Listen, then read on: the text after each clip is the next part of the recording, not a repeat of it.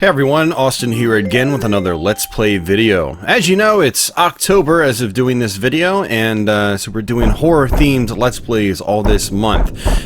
So in line with that, we've got Super Ghouls and Ghosts for the Super Nintendo. This is actually a personal favorite of mine. I know I say that a lot, but this is actually one of my most played Super Nintendo games ever, alongside games like Super Castlevania 4, Mario World, Super Metroid, stuff like that. It is up there. I love this game. It's so good. So yeah, this is a part of the Ghosts and Goblins / Ghouls and Ghosts series. Technically, it's the third game in the whole series. It's a brand new game. Some people tend to get it confused with the arcade or Genesis conversion of Ghouls and Ghosts, which is a totally different game. So yeah, we're going to go through this game from start to finish. Hopefully it's not going to give me too much trouble. This game is, and you know, the Ghouls and Ghosts series in general is notorious for trolling the player. So hopefully I don't get trolled too badly here. We'll see what happens. So we're going to play it on just the default normal difficulty mode. And yeah, before I kick things off, as usual, I'm going to give a big shout out to my current Patreon backers. So all you folks out there backing me on Patreon, thank you so much for your support. It really helps keep me going here at the rate I do. Also, thanks to the super chatters from my recent live streams. I should live stream every Thursday night, and for all this month, I'm also doing Tuesday morning live streams. So we're streaming twice a week for October. So thanks for your patronage as well, super chatters. So yeah, this is the intro.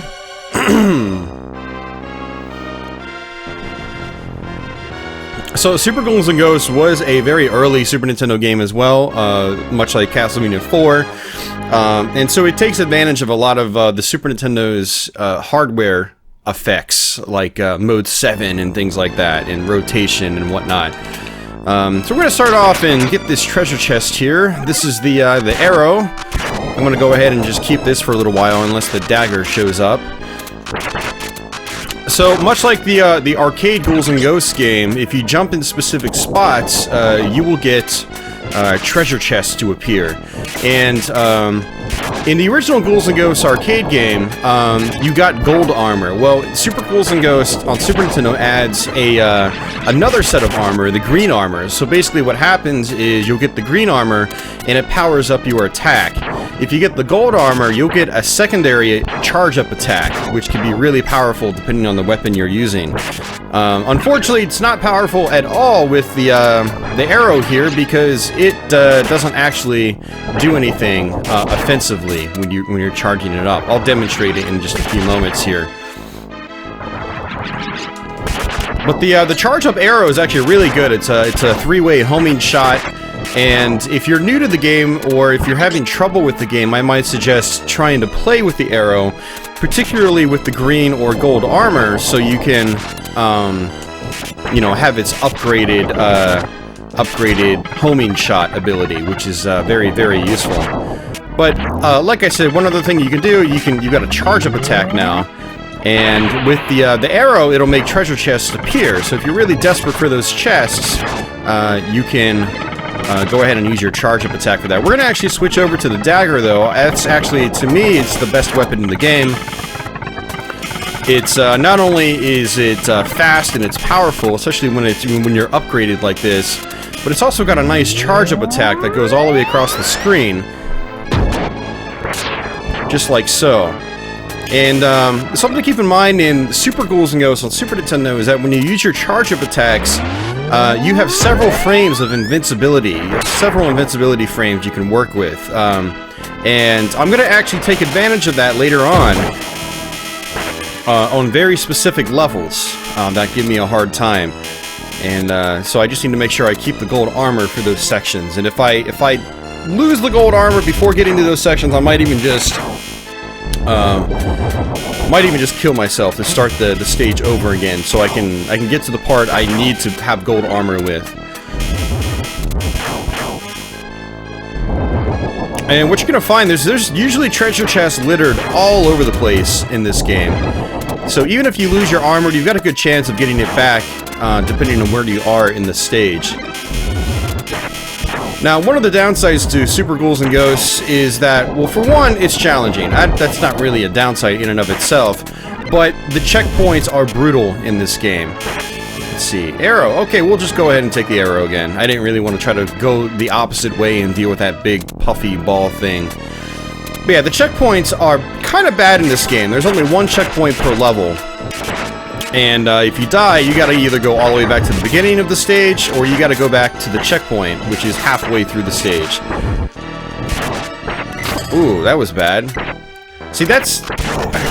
Ghouls and Ghosts has a lot of randomness to it as well. The boss patterns are not set in stone. A lot of the enemy patterns are not set in stone.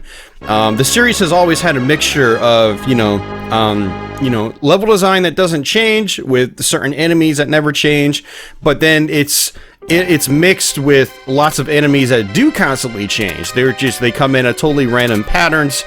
Boss fights are no exception. They operate in a very random manner as well. And so what happened there on that boss is something that I haven't had happen in a while, is he basically just cornered me all the way at the left and was spitting out his eggs, and I wasn't reacting fast enough, and it made it so there was basically nothing I could do, and I had to take a hit, unfortunately. But that's okay. Like I said, there's treasure chests all over the place, typically. I'm gonna wait until this other ghost up top appears. This level can be quite tricky, with these ghosts constantly spawning. Again, the ghosts on this level are the randomized element on this stage. We're gonna actually shortcut our way up here. Oops, took a hit. That's okay. As long as I don't die. There is a treasure chest to the left, but I want to skip it. What I care about is getting back to the checkpoint. I don't really care about anything else. We're gonna deal with these guys. Oh, why did I jump that way? I didn't mean to jump that way. I'm actually using a brand new Super Famicom controller. I bought it on eBay, and you know, new old stock controller, and this D-pad is super stiff compared to my used and abused normal Super Nintendo controller. And I'm noticing that sometimes I'll accidentally like press in the wrong direction unintentionally, and that's exactly just what just happened. I don't know if that's just the result of the brand new controller. I think it is, honestly, but alright, there's our gold armor.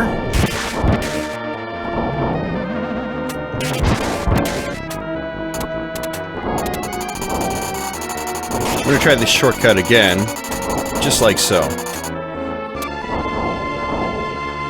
Yeah, when I was actually practicing this on Twitch quite a bit. I ran through the game, I think at least 3, maybe 4 times. And I was noticing that happening to me a couple times, like jumping and then double jumping in the wrong direction for some odd reason.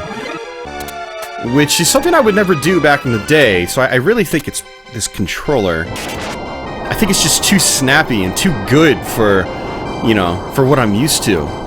I just have to get used to it.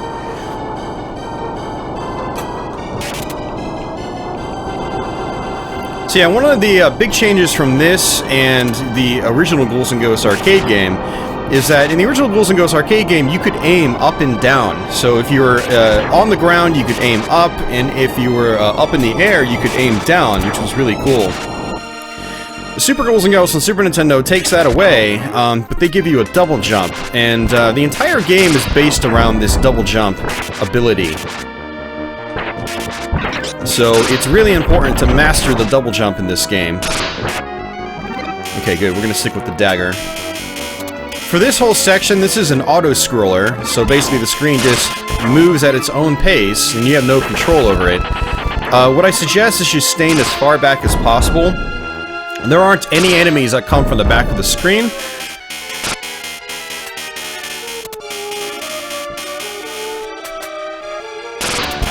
And it gives you more time to take out these guys.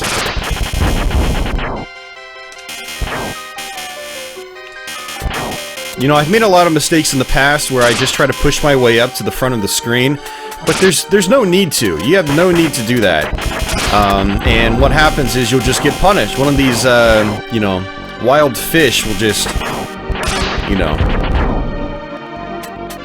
run right into you because you didn't see it coming because you were you were playing dumb and you just pushed all the way up to the front of the screen. Just stay back like this. You don't have to get up close to the front.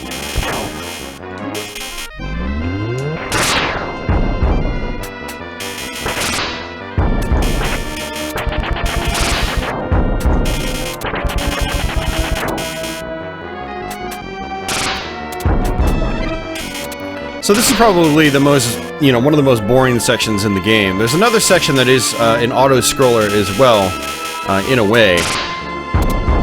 But there's a little bit more going on with it.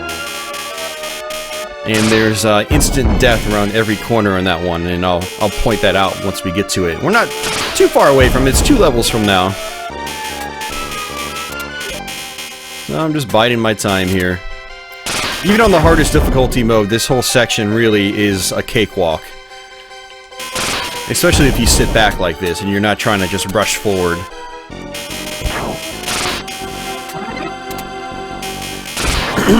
So you've got the money bags there. The money bags give you points. So if you're playing for score, it's good to pick up those money bags. Something else to keep in mind is that the money bags also apparently affect the amount of continues you get in this game. So, if you want to have it, if you're not that great at the game, if you want to have as many continues as you possibly can, you want to try to pick up as many money bags as you can.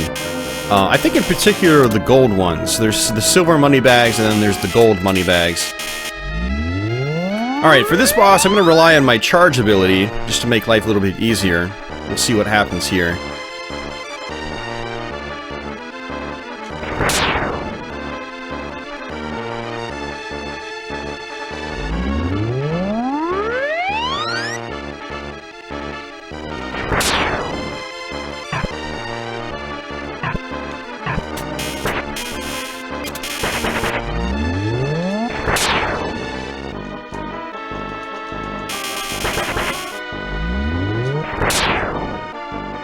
Very nice, very nice. This boss is one of the worst bosses in the game, not necessarily because he's super difficult, but because if you die at this boss, you gotta go all the way back to the mid-level checkpoint. And that's the worst checkpoint in the game because you have no control over the pacing of the stage at that point. It's the auto-scroller. You gotta go through the entire auto-scroller all over again. And that's where this game can get quite frustrating for people, is dying and having to go back to pretty bad checkpoints. And, that was a common theme with Super Nintendo games, early Super Nintendo games in particular, like Super R-Type, for instance. You had to go through the whole stage again if you died. Super Ghouls and Ghosts, there's only one checkpoint per level, and it's halfway through. Things like that. Even Super Castlevania 4, after playing through that and playing on the harder mode with limiting my personal abilities, like playing with no power-ups, I got to re-experience those checkpoints again, and even those checkpoints are kind of brutal as well. And I don't know if it was developers knowing that, say, the North American audience rented games a lot, and they just didn't want people beating these games in a weekend. I'm not sure what the deal is with that. I'm just speculating. But it is interesting to think about. Like, it's Super Nintendo games, primarily, that often have really, really awful checkpoints. It's just interesting. Alright, so what we're going to do is we're going to let this guy walk over to the left here, and then he's probably going to spit his fire out again, and then we're going to let him walk over to the right, and then we can come down and attack him.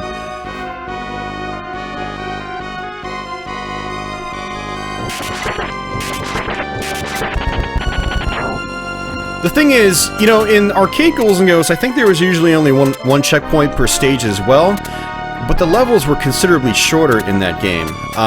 In Super Ghouls and Ghosts, the levels take a lot longer to go through,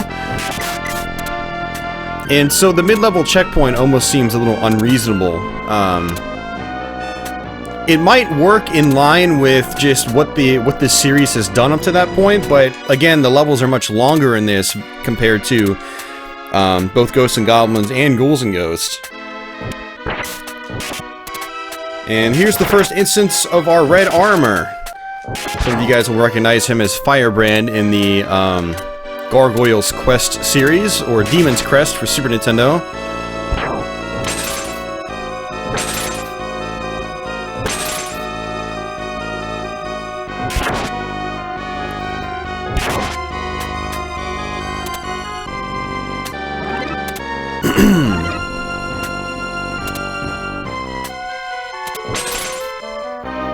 So in this section, we basically have 4 towers we have to traverse. We've gone through 2 already. The second 2 can be, actually maybe it's 5. I think it's 5 towers, actually. Let's see if this is a different weapon. I'd rather have a different weapon here. Ooh, what do I want? We'll go ahead and stick it out with the dagger.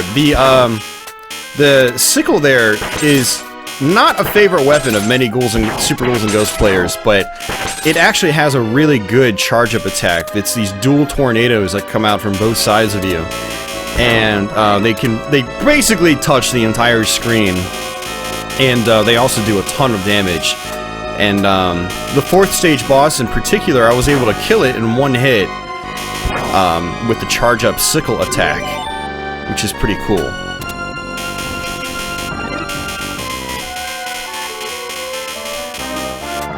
So yeah, these last two towers are the most challenging because you got these guys that fall from the top, and sometimes they will fall just right on top of you, and sometimes they'll drop weapons that you don't want, much like that. I mean, the lance is fine. I don't mind the lance at all, but I've got the dagger. I'd rather keep the dagger, if you know what I mean. A lot of times, someone will drop down on top of you at the very last moment, coming from off screen, so you gotta watch out for that. So we're gonna charge up here.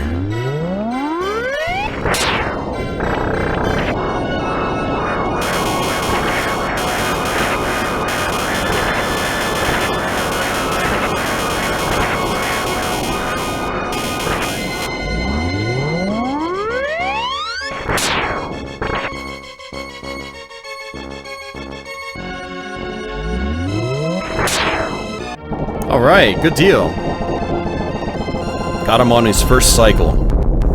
So normally what that guy does is he'll rotate around you wherever you are on the screen, and then he'll spit out these blocks. He'll either spit them out to the right or the left, and they'll just come flying back in at you, or he'll spit them up directly upwards, and they'll fall down from the sky. The ones where they fall down from the sky, that pattern is a lot easier to get around. But the ones that go from the, to the left or right-hand sides of the screen are a little bit trickier to avoid.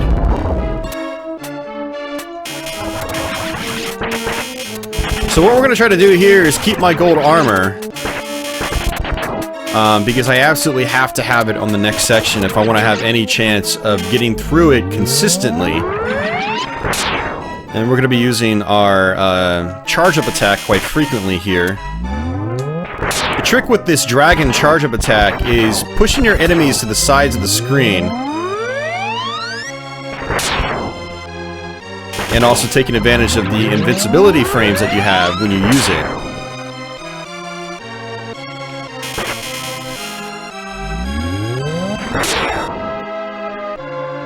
Oh, come on. There we go. Alright, that's more like it.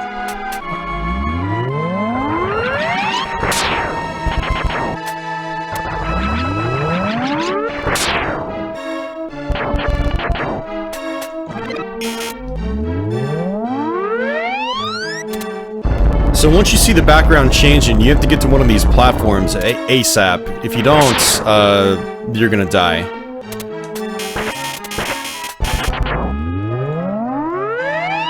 Okay, so I've got the blue shield, which basically means my armor is maxed out. There is a chest here, though. There's supposed to be.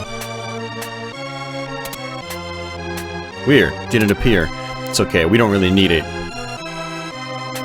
But it is important to know where all the chests are if you're trying to, say, get your gold armor. Oh, that was close. See, that's the randomization I was talking about. Those guys that just appear on the sides, that's the randomized element on that level, or that section. And they will just appear pretty much out of nowhere. And what I'm going to do here is I like to just play it safe and just use my invincibility frames to get through these gas things.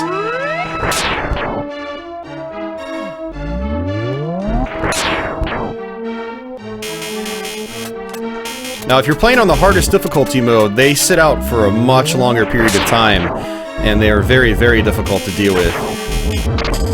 Oh wow, that's not good. Alright, well that's bad. We lost our armor, and that's really not good at all, unfortunately. Because now I have to play this section normally.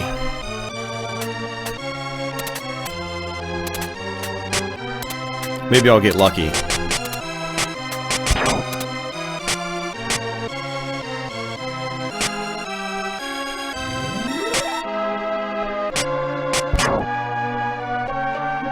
Alright, looks like my luck has prevailed. And now what we need to do is just jump into here, and this is going to take us to our boss fight. This is probably the easiest boss in the game. And there's a lot of slowdown too.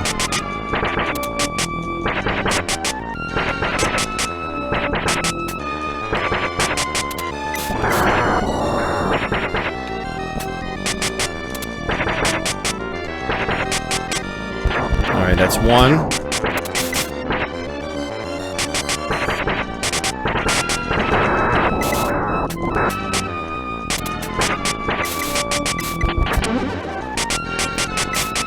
We're gonna let him jump over like this. You know, even though it's a really easy boss, I just try to maintain my focus because I don't want to do that whole previous section over again, especially without gold armor. We got lucky there to not die. Alright, so there's gonna be a chest over here to the left. My goal is to get back to my gold armor. And in order to do that, you need to open up as many chests as you can. There is an order to, you know, when items appear, when the magicians appear, things like that. When weapons appear, and then when your green and gold armor appears. There we go. And so there's our green armor. Usually it's a weapon, and then green armor, and then gold armor. But if you've taken a hit, the pattern's going to get mixed up. There's going to be a magician, maybe even a couple times. You know, there's going to be more weapons, then there's going to be silver armor. Actually, sometimes it's not even that. There is a rhythm and rhyme to it, though, that you'll figure out the more you play the game.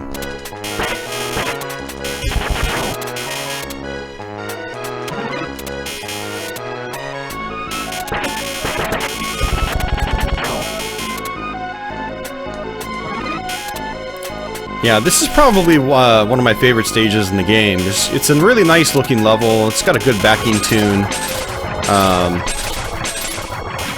It's got, you know, actually, I should say this really for the whole game is, you know, the level's got really good variety to it. And we just took another hit. That's not good. Alright, we might end up dying here. We might have to do that whole first section over again.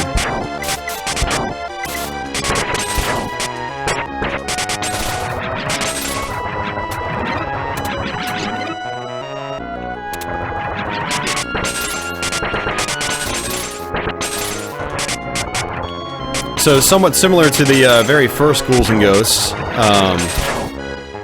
I should say the previous Ghouls and Ghosts game, because the first game in the series was Ghosts and Goblins. I always like to clarify when I say that. There's the Tri-Blade. Not my favorite weapon in the game. It does serve its purpose. We're gonna see if I can at least get to the checkpoint here. It's right here.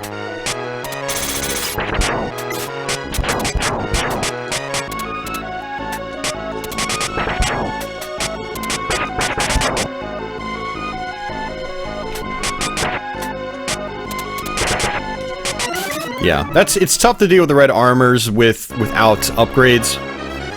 It is possible. It's totally possible, but in that situation there with that rough terrain and the wolves and things like that, it just, yeah, it wasn't looking good for me basically. So, all right, but that's okay. You know, I don't mind dying as long as like it doesn't set me back, that sort of thing.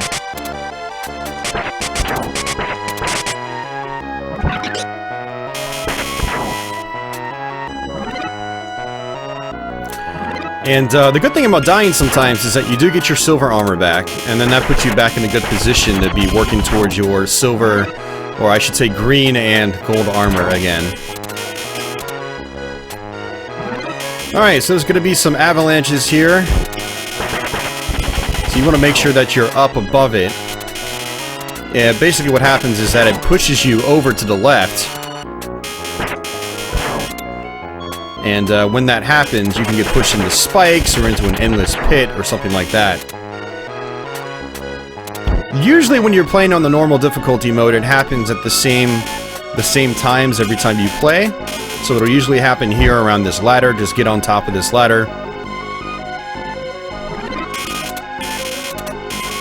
But when you're playing on the professional mode, the hardest mode of the game, it feels like it's a little more randomized.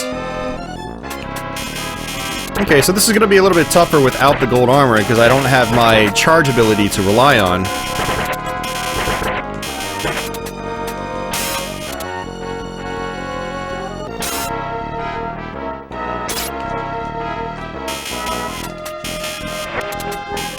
Oh, that was bad. I knew that was coming. I shouldn't have jumped like that.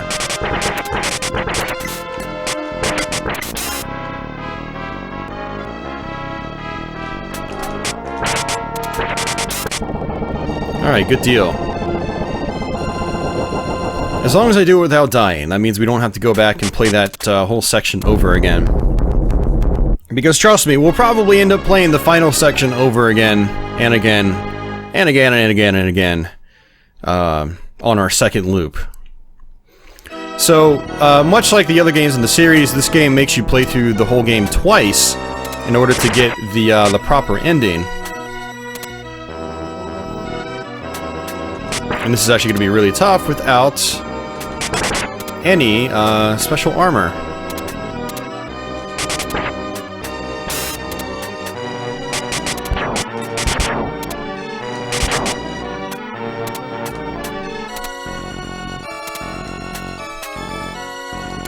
I guess there's no other chest up here, right? I don't think there is.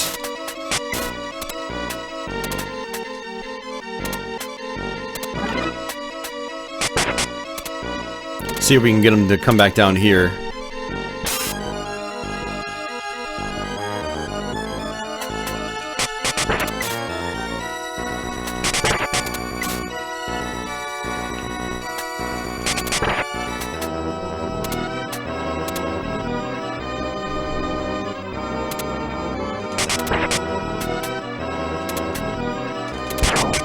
Alright, good deal.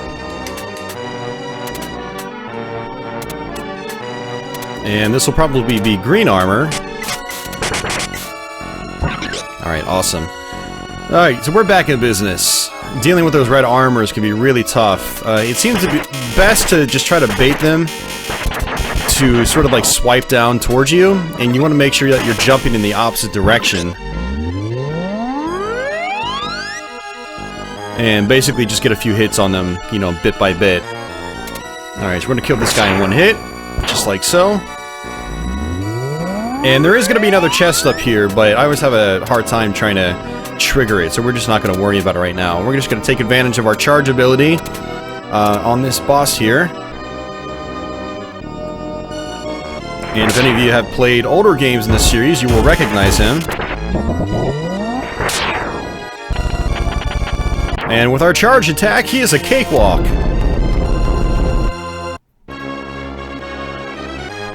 So this is the actual final stage in the game. Not really, since we have to go through the whole game twice. But technically, it's the final level. Let's use our charge attack on these guys.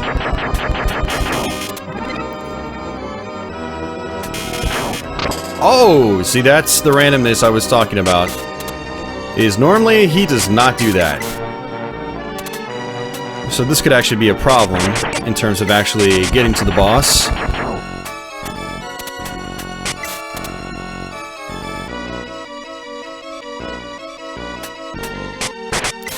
Now one thing you can do here is just skip over this guy if you time it right. This one though you actually have to fight.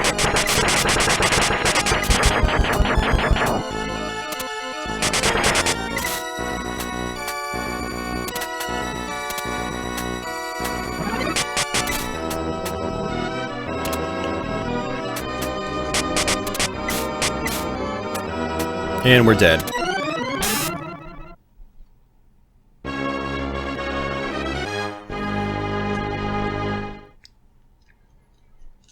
Alright, let's try this again. Alright, come on, dude. Come down here. Thank you.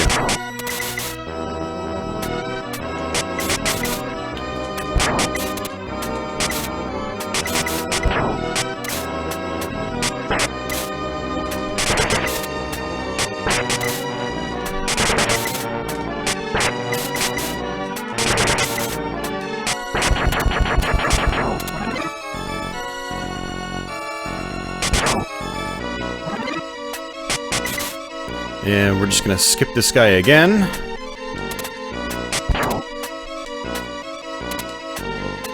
And I basically learned how to do that because I was having to replay this section so many times on the second loop that I just got tired of killing the same guys over and over and over again. And there's also a trick you can do here. If you just get on the ledge here, it won't actually trigger the red armor. I learned that in watching a speedrun of the game. And there's actually a few tricks I learned by watching speedrunners play this game. Mainly on this level, because this is the level I was having lots of troubles with. Pretty much every other stage in the game I'm okay with, but this level was a major pain.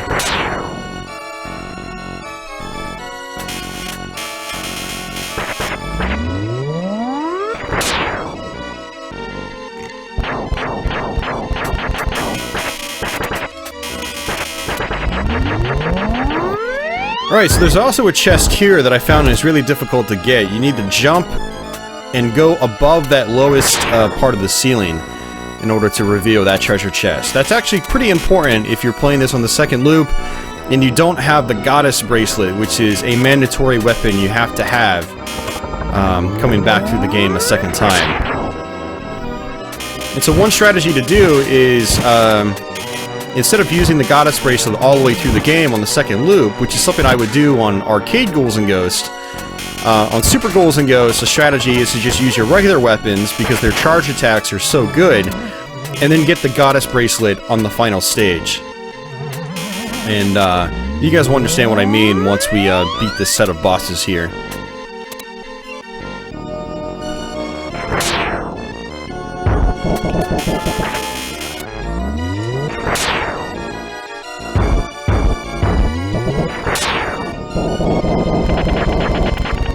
Alright, it's the second guy here that can be trouble. Mainly on the second loop. In the first loop he can still be tough, but in the second loop, that's where he's a major pain. So unlike the first guy, his fire will actually go all the way down to this bottom platform. He also shoots out this huge beam, this huge laser beam, and which it basically has to be ducked under.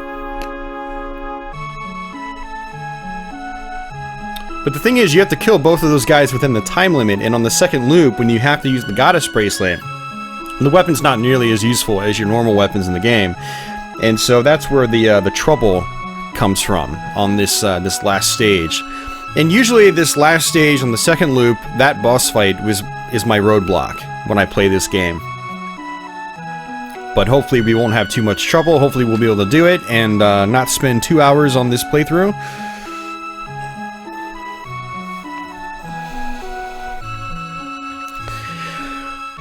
So basically, you went all the way here not knowing you needed the bracelet, just like in the original Ghouls and Ghosts. And so you've got to go back to the beginning and retrace your steps and find the bracelet.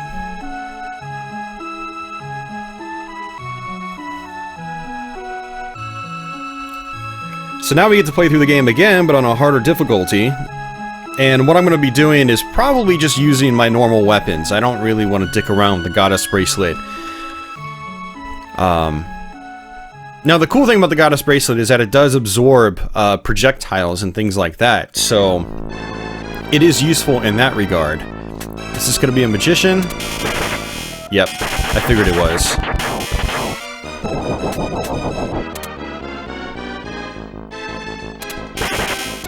We'll go ahead and pick it up just so I can show you what it looks like, so you don't have to wait till the end of the playthrough to see it. But yeah, this is the goddess bracelet.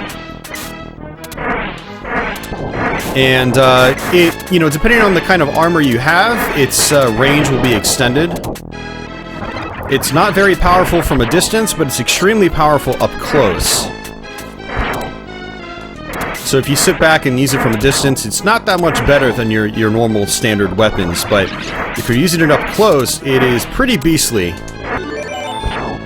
I'm just waiting for these guys to go by. And I'm gonna go ahead and just play it safe here.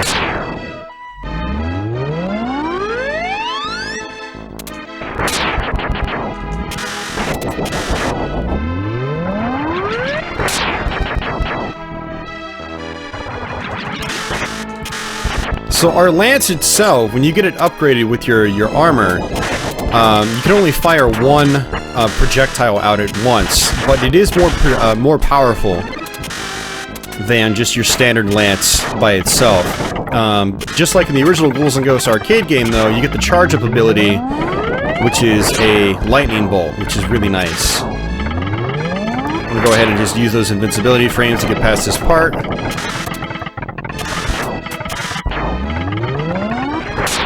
Just like so.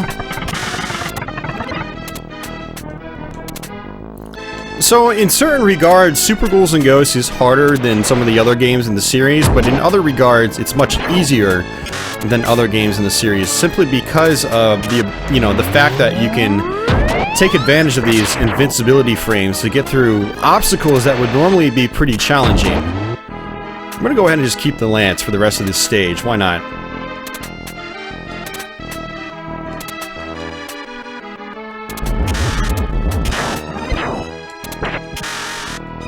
There's the Goddess Bracelet again.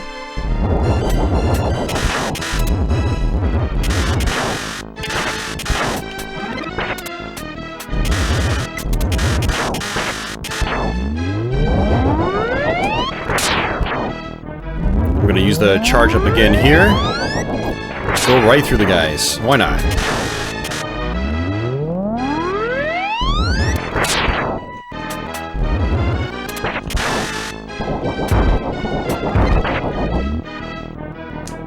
And again.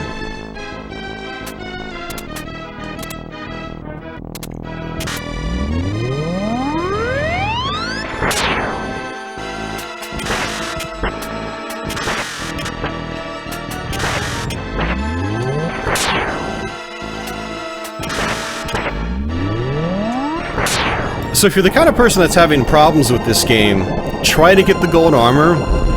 Use the charge attack as many times as you can, because again, when you use it, not only does it just dish out tons of damage, assuming you're using, every weapon except the bow or the arrow, but it also makes you invincible for a short period of time, and that in and of itself is crucial. I'm at that point again where I can't even talk, and we're only a half an hour in. These Let's Plays have really been going downhill, man. I don't even know what's going on. What's going on in my brain? I'm gonna go ahead and just skip the chest. I just want to get to the second section as fast as possible.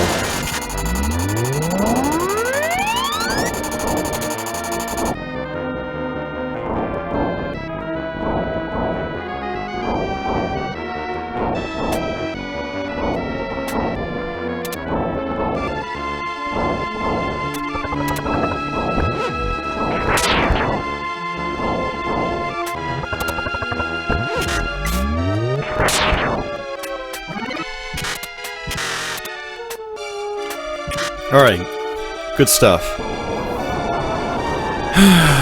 So we basically hit our checkpoint.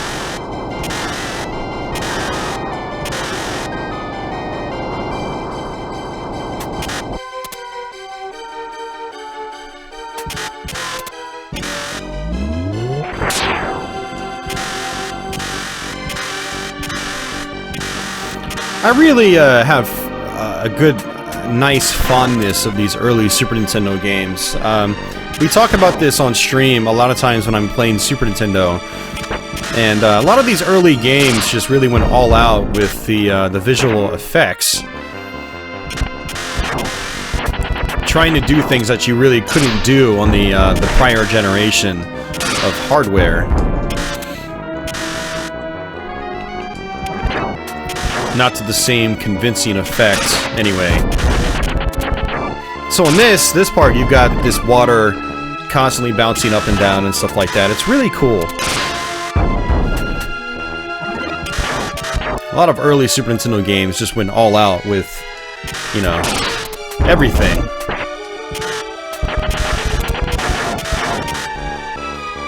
Well, unless your name is D-Force, and then you didn't really do a whole lot.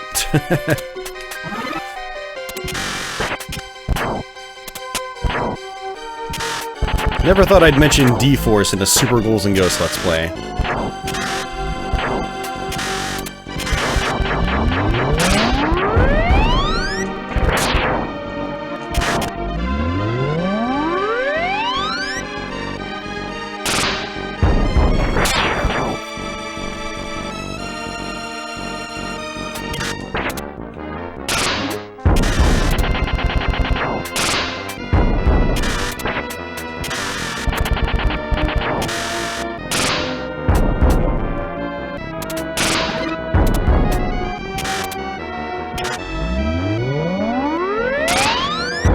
I actually wouldn't mind having a different weapon for this boss.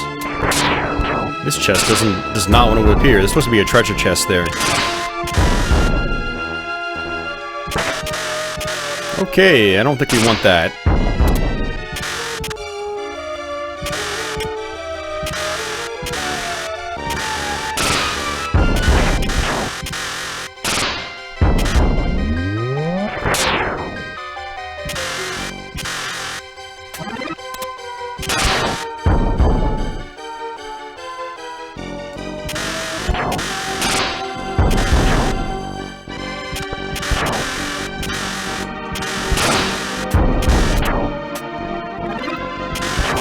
Alright, so we're basically at the boss fight now, and just like before, I'm going to take advantage of my power-up, my gold armored charge ability.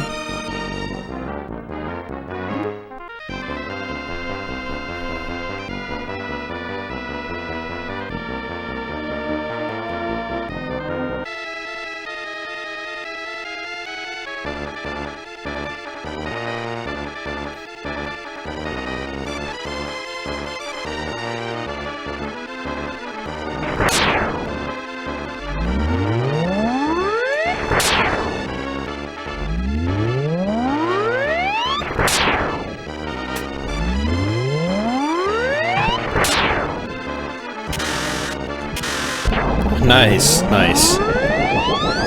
So you can see how I was taking advantage of the invincibility frames.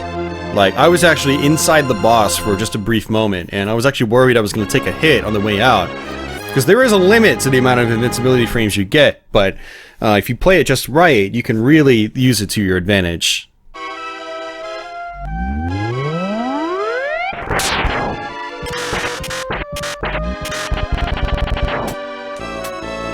Yeah, now I'd definitely like to switch up if I can.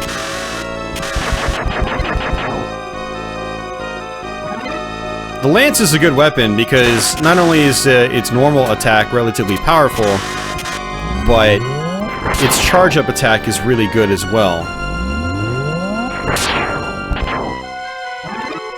But I would like to mix things up if possible.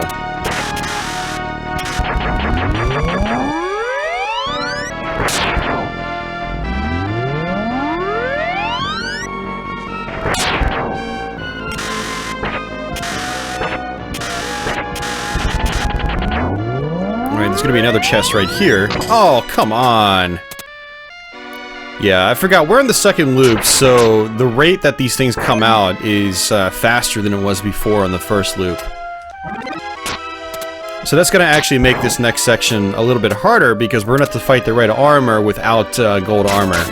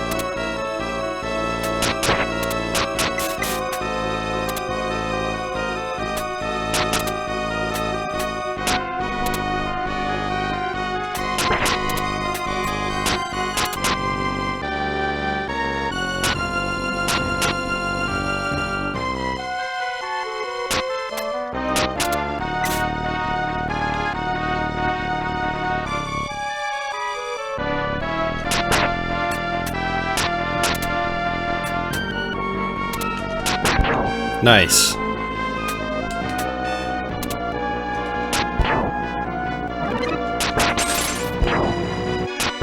So it looks like when you hit a checkpoint in this game, you do get your time back, which is nice. I never noticed that until now. I never really paid attention to it.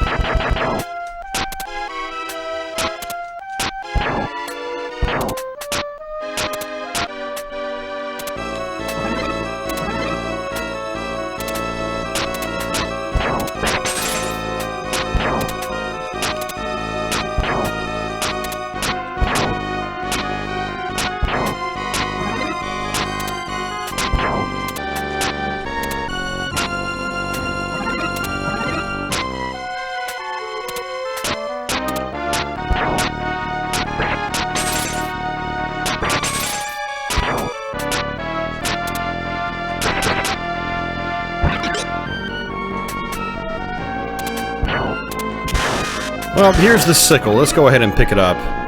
Try something new, right?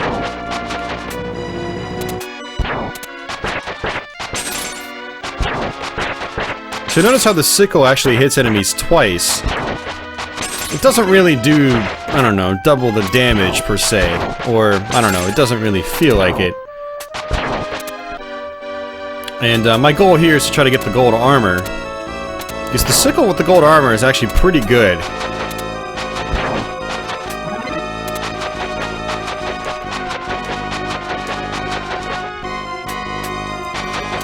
One of the nice things about the sickle, though, is that you can aim it downwards, so if it goes off a platform, it'll actually go down, which is pretty cool. Very much like the discus in you know, the original arcade Ghouls and Ghosts. Actually, I don't think you could aim the discus down off a platform, but it did travel along the ground, which was nice.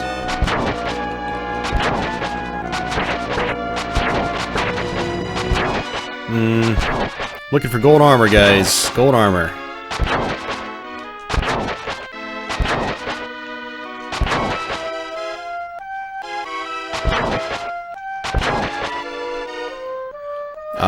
Yeah, that's even worse. Well,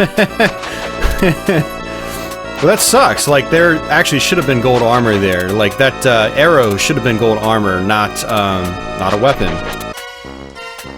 So this will be interesting with the sickle.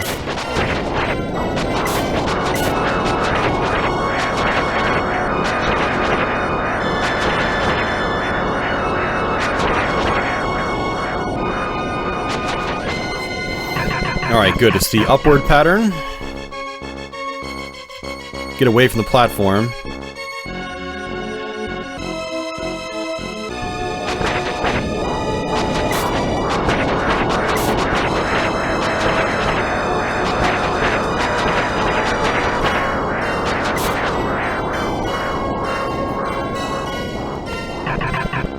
Okay, this is gonna be tough.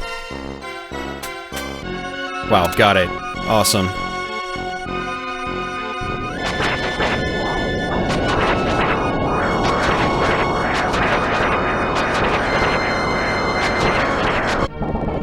Alright, good stuff.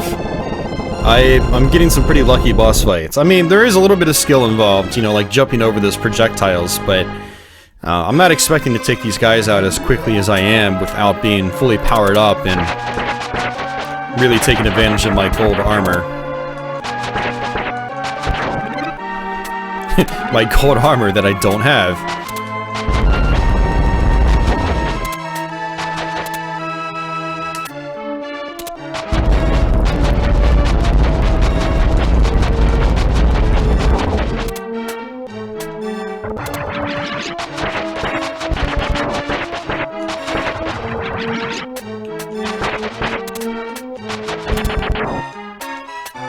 Alright, there's gonna be another chest right here.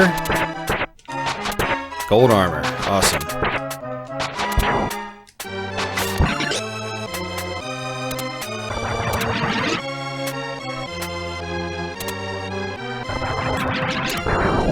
So this is what I was talking about, which is one reason why I wanted to use the sickle, so you guys can see what its charge up is like.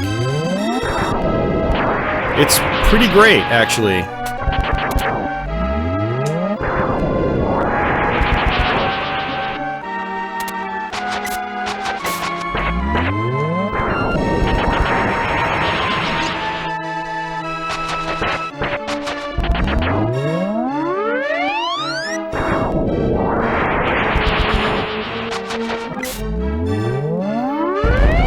Now let's see if I can keep it to the boss fight.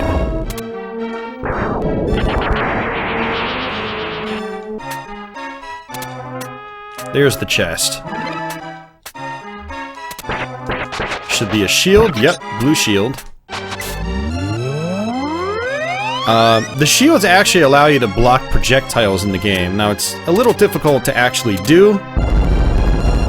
It does happen, but I'm gonna go ahead and use this just as a safety net, because I don't want to fall down on top of a guy. But the blue armor, I think, also allows you to charge up faster. So I'm just gonna take advantage of my charge ability.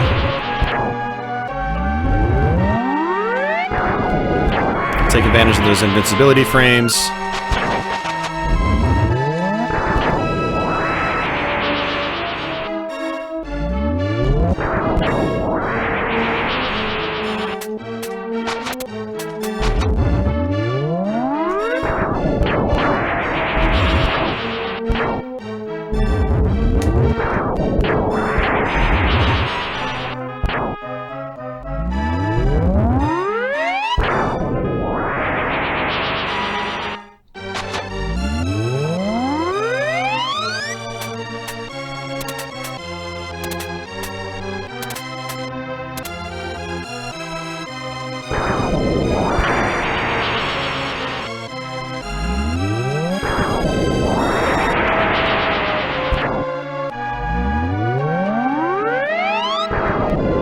Alright, awesome. We're gonna just get to the boss with the gold armor.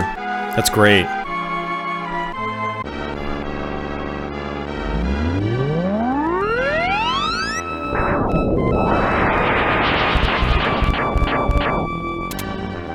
Yeah, look at that. It kills him in one hit if you do it right. That's pretty amazing, if you ask me.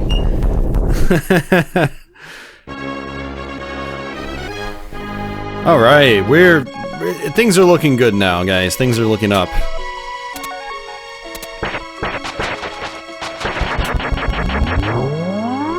The most troublesome level I've been able to get out of the way, which is good.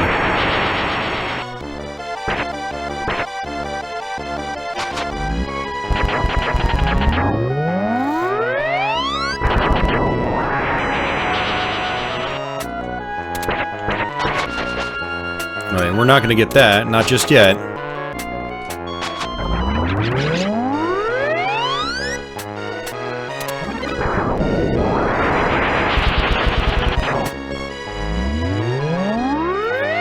Might as well keep the sickle until later. You know, because as you can see, it's got a really good charge-up attack.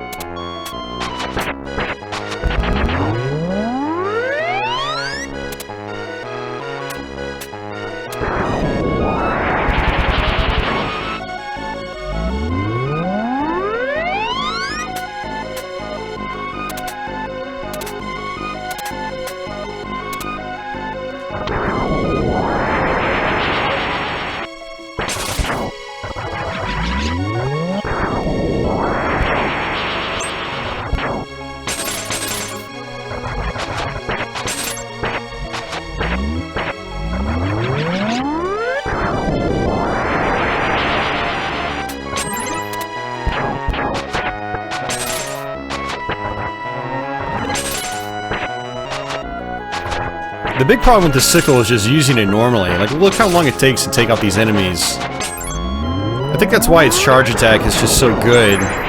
It's like they had to make up for the actual weapon kind of sucking. I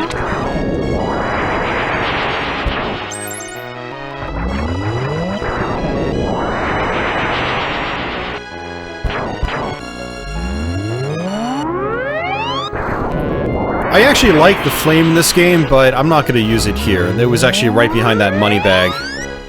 Mainly because on this boss fight, it would require me to get close to the boss, and this is not a good boss to get close to. Let's see if we can get some other weapons here.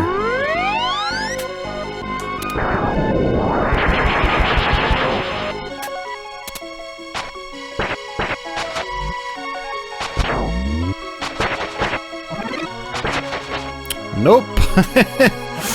I don't want that. I don't want the goddess bracelet yet.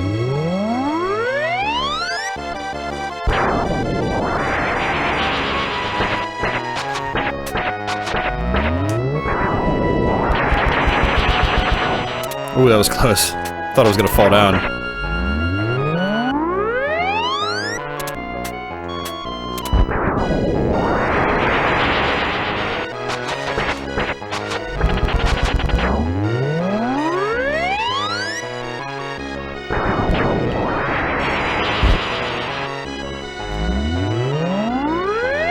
Now, something that's actually kind of interesting is if you get pushed down here from the avalanche, if you use your charge ability, you'll actually go through those spikes and land safely on a platform below.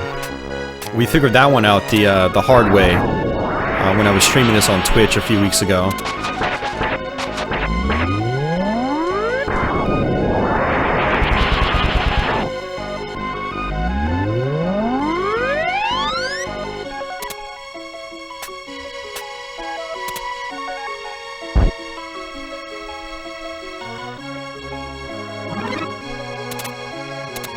Alright, boss time.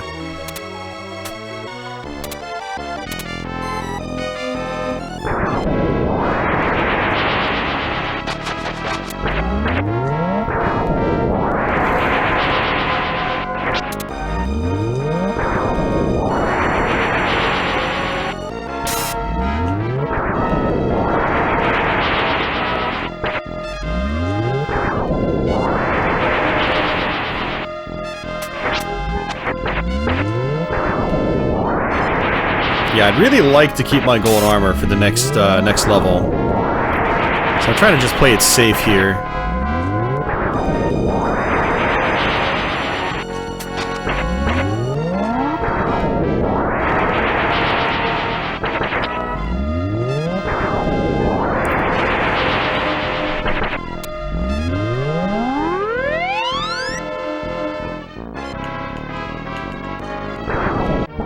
Alright, awesome.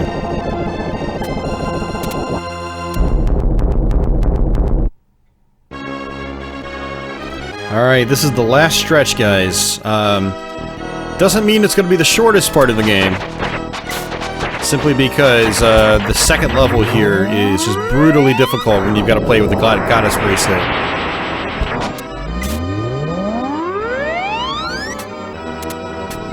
But again, I'm just going to take advantage of this. Bam, just like that. Could be another chest right here, and it's the goddess bracelet. Nope, sorry. Not now, I'm not ready. Not feeling it.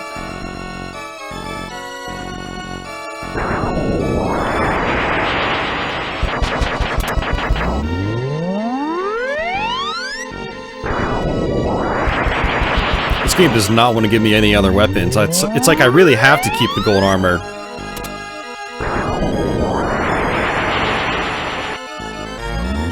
So if you don't trigger the red armors, by like getting too close to them or attacking them with a regular weapon, they'll just sit there and you can just use your charge attack all day to take them out, which is great.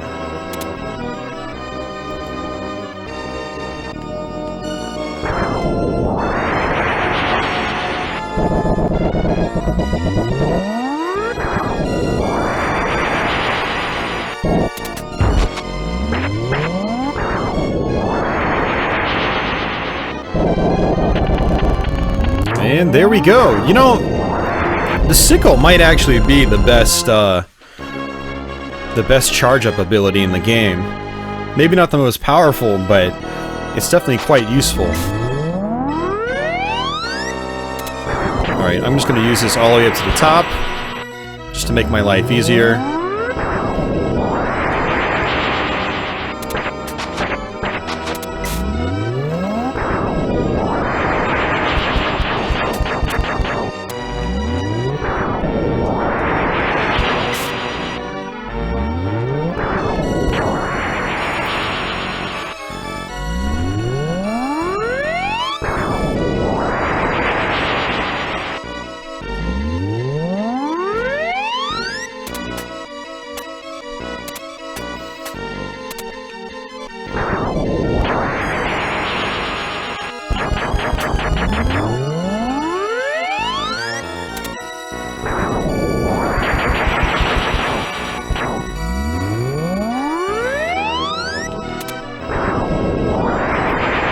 Alright, we'll go ahead and get the Goddess Bracelet now.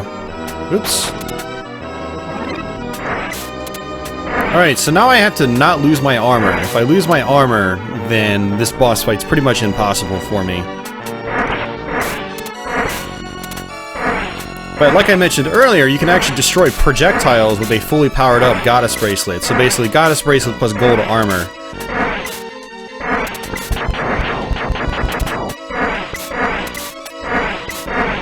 And we're going to actually use that to our advantage on this second to last boss rush.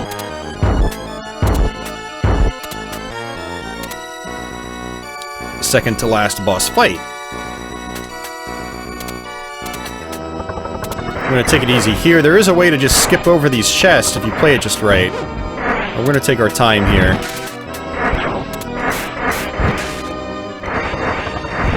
Come on. Thank you.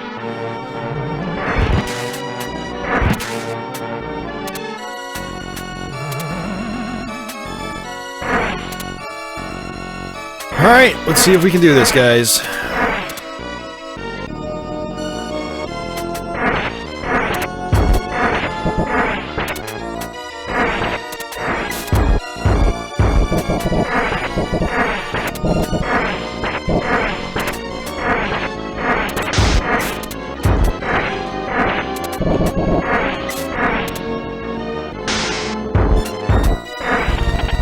Ooh, that was close. Good first fight.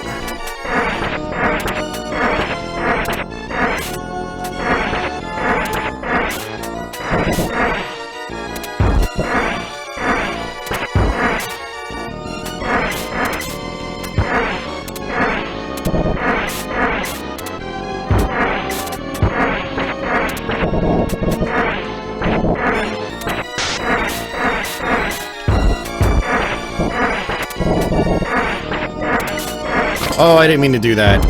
That's bad.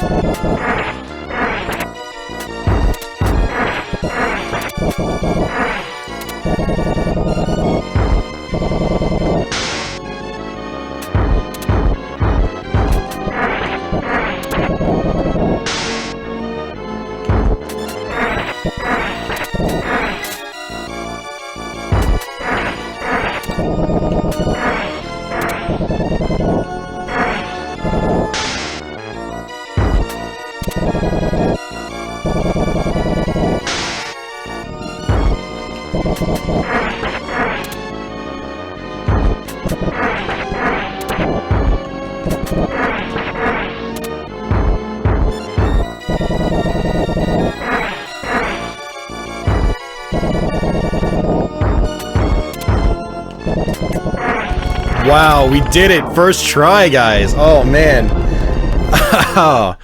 Oh, man. We gotta soak that one in, guys. First try. Oh, man, I'm happy about that. Usually when I lose my gold armor, I just give up and I just start it all over. Oh. Alright, this is the final boss. He's actually pretty easy. You just want to wait for him to do his laser attack here, and then just try to jump on these platforms. The platforms come out at different rates, and so a lot of times you just want to wait for the slower pattern to occur. Oops, I missed it. And this is it. This is the entire boss fight, so...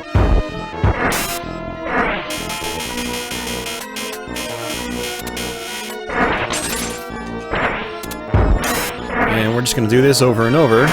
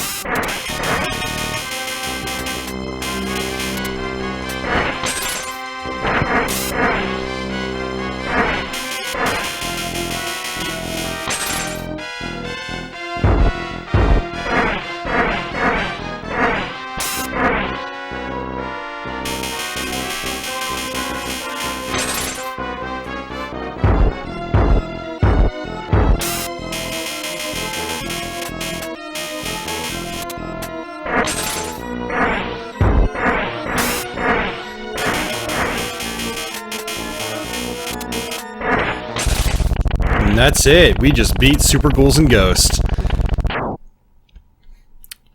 This is actually a Let's Play that's a long time in the making. I thought I would never be able to Let's Play this game because for the longest time I had so much trouble with that final boss.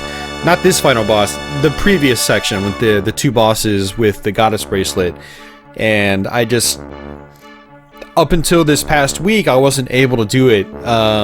I mean, I have done it before, like when I was a kid, but as an adult, for some reason, I just could not handle it. But I learned some strategies, and, you know, I practiced it, and so here we are now. I was actually originally planning on doing a long play of this game like 5 or 6 years ago, back when I still did just long plays. That was when I first started to try to do this game, and you know, I eventually put that off, and then I tried practicing it on Twitch, I think 2 years ago, for a potential Let's Play. Got stuck on that, you know, last boss rush. Yeah, and again, it wasn't until just this past week or so I was able to do it consistently. And again, here we are now. So this is actually a real ending. This game, actually allows you to, you know, revel in your victory, which is nice. So there are some games where they're very, very challenging, and you get to the end, and it's just like, oh, congratulations, you saved the world. The end, and that's it. And like Battletoads is like that, for instance, you know. But Super Ghouls and Ghosts actually allows you to, you know, sit back, relax, enjoy your victory. And so we're going to go ahead and let the whole ending play out. But yeah, Super Ghouls and Ghosts, guys. Really a fantastic Super Nintendo game. And a fantastic Ghosts and Goblins / Ghouls and Ghosts game in general. It's a must-play if you're a fan of the series.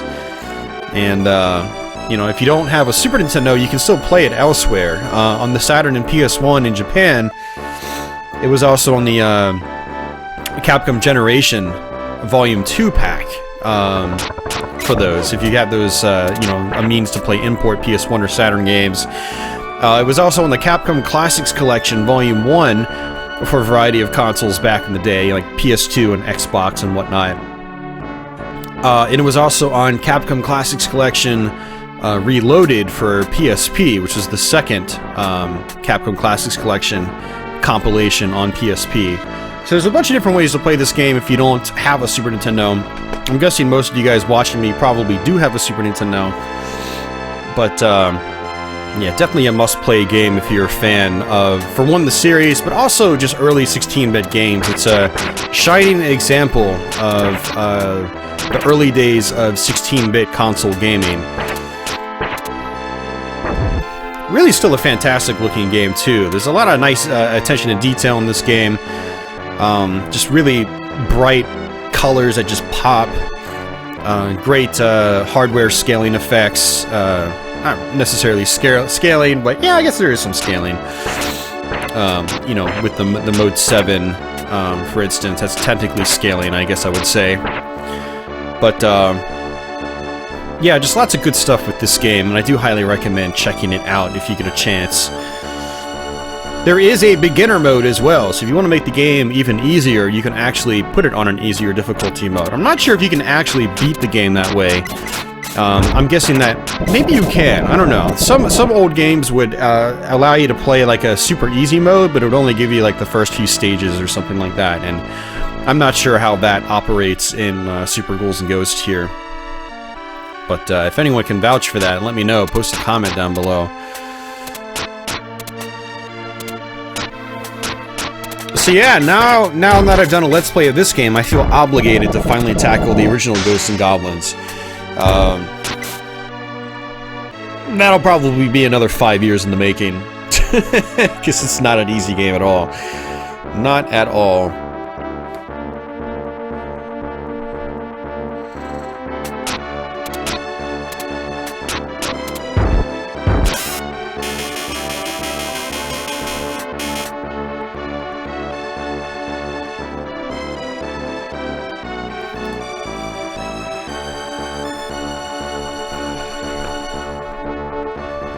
So yeah, guys, I guess as of doing this video, we're probably about halfway through October.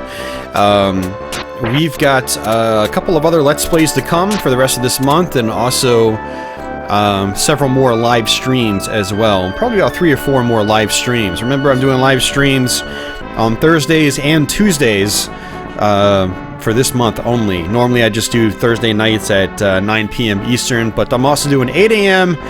Eastern Time Tuesday mornings. So if you want to check out some other horror game goodness or horror-themed games, be sure to check me in one of those streams. And also stay tuned next Sunday for another horror-themed Let's Play. The ending's not over yet. We still have to roll the credits.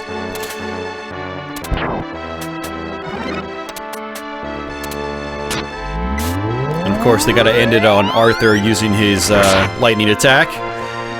Just like in the original Ghouls and Ghosts, I believe. I think the original Ghouls and Ghosts arcade game did the same thing on the ending.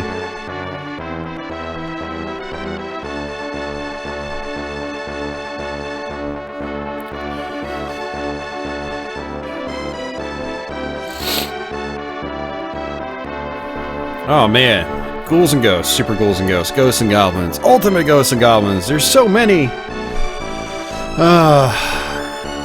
Even WonderSwan Ghosts and Goblins, which I actually just picked up recently. I bought WonderSwan Ghosts and Goblins. Once again, I used to own it a long time ago, and I picked up another copy just recently, and I hope to eventually be able to do that and do a Let's Play on that too.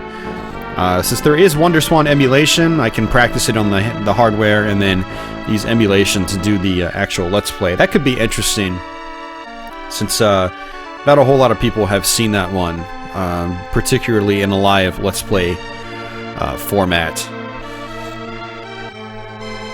But yeah, I'm pretty much just gonna wrap it up here, guys. If you have any questions or comments or anything, feel free to drop some comments down below as usual. Yeah, like I said, I'll be back with some more Let's Plays coming next Sunday, and then we'll be doing live streams in between. So remember, Tuesdays and Thursdays all this month I'll be doing live streams as well. So feel free to to come hang out, say hello. I'm not going to spoil the future Let's Plays for the rest of the month, and the live streams, I kind of want to keep them a surprise. This was actually a surprise too. I wasn't planning on doing this, but I decided to give it a shot over the weekend, or the previous weekend, and ended up making some really good progress on the game and decided to go ahead and do a Let's Play on it. So yeah. Oh man, if you're new to my channel, please consider subscribing. I've got a lot of Let's Plays and stuff like that here on the channel. Many videos in the backlog, in the back catalog for you to check out if you're bored. Everyone that's already subbed, thank you for your usual support, and big shout out once again to the my fellow Patreon backers, as well as the live stream super chatters. Like I mentioned in the beginning of the video, your patronage definitely helps keep my Steam going. You know, if it wasn't for you guys, I would probably upload less frequently. So I hope you guys continue to enjoy the content, whether you're back in on Patreon or whether you're not. I hope you guys all enjoy the content. And I'm just waiting for this horse to get across the screen so I can end the video. There we go. So this is our final screen. And the end, guys. Thanks for watching. I'll catch you soon, and until the next video, take it easy.